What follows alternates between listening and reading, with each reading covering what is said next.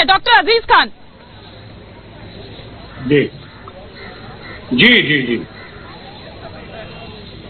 आवाज आ रही मैम? बोलिए। जी जी, हाँ, क्या मुझे बोलना है?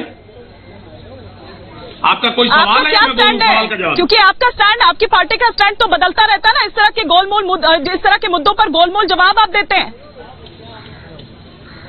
नहीं, मेरे पार्टी का कोई स्टैंड कभी भी नहीं बदला है और ना हमेशा बदलेगा। देखिए, हम सामाजिक न्याय की बात करते हैं, समाजवादी लोग हैं। पहली बात तो हम कौमी इत्तेहाद की बात करते हैं और इस मुल्क को चाहते हैं अमन और शांति से रहे ये मुल्क। डॉक्टर अजीज इस खान, मुल्क में बहुत सारी और भी जरूरतें। सुनिए मेरी बात, अब एक मिनट, आपने सवाल किया, मुझे जवाब देने का मौका दीजिए। चलिए ठीक है, स्वामी चक्रपाणी महाराज, अगर आप तक मेरी आवाज पहुंची है तो मैं आपसे ये समझना चाहूंगी, जिस तरह की बात यहाँ पर मुफ्ती साहब कर रहे थे और राकेश त्रिपाठी जी ने कहा भी कि ये दरअसल डराने की राजनीति कर रहे हैं, क्या डराया जा रहा है हिंदुओं को? देखिए, ना हिंदुओं को डराया जा रहा है ना मुसलमानों। नहीं, इस बात, चलिए डॉक्टर अजीज खान, आपकी पार्टी का स्टैंड मैं जानना चाह रही थी। मानी जी, मेरी पार्टी का आपको स्टैंड हम बताना चाह रहे थे, लेकिन आपने मुझे बोलने का मौका ही नहीं दिया। आप मुश्किल से 10 सेकंड मुझे बात करने का मौका दिया। खैर, शुक्रिया। नहीं सर, आप बोले ही नहीं, ऐसा तो नहीं है, आपसे कोई मेरी जानी दुश्मनी थोड़ी है सर। जी नहीं, कहे की दुश्मनी होगी? नहीं, मैं देखिए 2-3 बातें मैं करना चाहूंगा, बस मुझे 20 सेकंड दे देंगी, बात मेरी कंप्लीट हो जाएगी। देखिए, पहली बात तो ये जो कोर्ट का निर्देश आया है सर्वे के लिए, बिल्कुल होना चाहिए और अक्षरशः पालन होना चाहिए। बिल्कुल हम समाजवादी पार्टी इस फेवर में, और मैं इस मुल्क के लोगों से भी अपील करूंगा कि कोर्ट का जो भी फैसला है और जिस तरीके के जो सर्वे के लिए आया है मामला, वो बिल्कुल होना चाहिए, उसमें किसी प्रकार का कोई आपत्ति नहीं होनी चाहिए। ये एक पहली बात आपकी। दूसरी बात, मैं एक बात थोड़ा सा कहीं ना कहीं मैं इस बात को समझ नहीं पा रहा हूं कि चूंकि वर्षिप एक्ट 91, अभी राकेश त्रिपाठी जी भी उसका बड़ा जिक्र कर रहे थे कि 91 में एक एक्ट आया था, वर्षिप एक्ट, और उसमें बहुत सारी चीजें क्लियर कर दी गई थी और वो कौमी इत्तेहाद के लिए था कि इस मुल्क में किसी प्रकार का कोई झगड़ा फसाद ये सारी चीजें ना हो, यानी शांति का वातावरण हो, इसलिए वो पार्लियामेंट में पास किया गया था। और उसी का जिक्र जब बाबरी मस्जिद का जब फैसला आया तो सुप्रीम कोर्ट ने भी उसी मसले को रखा था।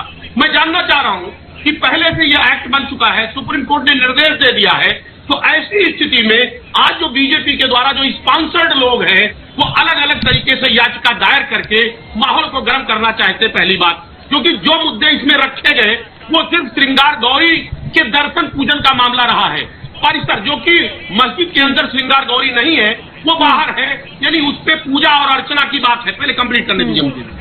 अब सवाल इस बात का है कि वहां पर सर्वे होना चाहिए, बाहर होता, आखिर अंदर ही अगर सर्वे होगा तो ऐसी स्थिति में मैं जानना चाहता हूं, क्योंकि वो ऑलरेडी एक्ट आ चुका है, सुप्रीम कोर्ट ने निर्देश दे दिया है, तो उससे मुझे लग रहा है कि उस मामले को अगर उभारा जाएगा तो सिवाय ठीक है डॉक्टर अजीज खान। देखिए मैडम, ऐसा है कि स्वामी जी जो बात कह रहे हैं, स्वामी जी आपकी बात जो कह रहे हैं वो देखिए, मुझे मौका दे। देखिए, स्वामी जी के वो आस्था का विषय है, मैं उन मुद्दों में जाना नहीं चाह रहा हूं। समाजवादी पार्टी का मानना है कि आज मुल्क में तमाम बड़ी समस्याएं हैं, उस पर चर्चा करना चाहिए और बीजेपी बैकफुट पर है। बीजेपी नहीं चाहती उन मुद्दों पर बहस हो। ये कोर्ट कचहरी का मामला है, जिससे कोर्ट तय करेगा और कोर्ट जो भी निर्णय लेगा, कोर्ट जो भी निर्णय मुद्दों पर भी बात करिएगा, उन मुद्दों पर भी बात करिएगा, पर जब इस तरह का मुद्दा आता है तभी क्यों?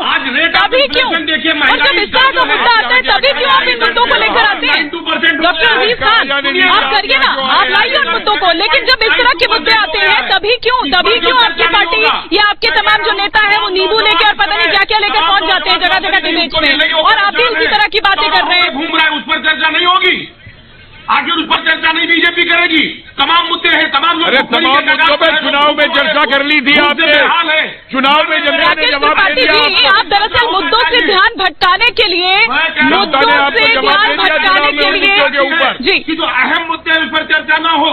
अहम मुद्दों में जनता ने आपको जवाब दे दिया चुनाव में, उन मुद्दों पर नहीं जाना चाहते हैं। जी नहीं, बिल्कुल मुद्दों पर जवाब दे देते हैं आप, निश्चित रहिए, आप मुद्दों पर भी क्यों नहीं जाना चाहते? वही तो बात है, वो मुद्दों को आप तब लेकर आइए ना, वो मुद्दे तब कहाँ जाते हैं? वो मुद्दे तब कहाँ जाते हैं? अभी आपने पूछा कुछ आ रहा है, आप बता कुछ रहे हैं। आप अभी भी परिणाम के सबक सीखने को तैयार नहीं है। आज महंगाई डबल हो गया है, आप देखिए गैस का रेट, ईमानी जी मैं एक बात जोड़ूंगा केवल, क्या है, डीजल की स्थिति क्या है। राकेश त्रिपाठी जी वो ये कह रहे हैं कि दरअसल इन तमाम मुद्दों से ध्यान भटकाने की आप लोगों की ये कोशिश है।